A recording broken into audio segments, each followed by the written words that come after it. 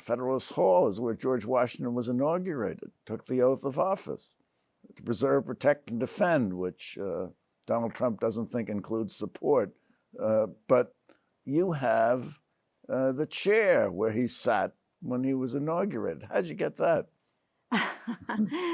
So, until for about 70 years, we were New York's only museum. So, if anything were to come to a museum as part of its collection, it would come to us. So, so the chair did. We now actually have Washington's Bible that he swore the oath of office on.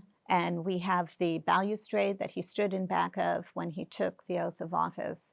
All of those materials were typically given to us. In some cases, we acquired them, particularly on the library side.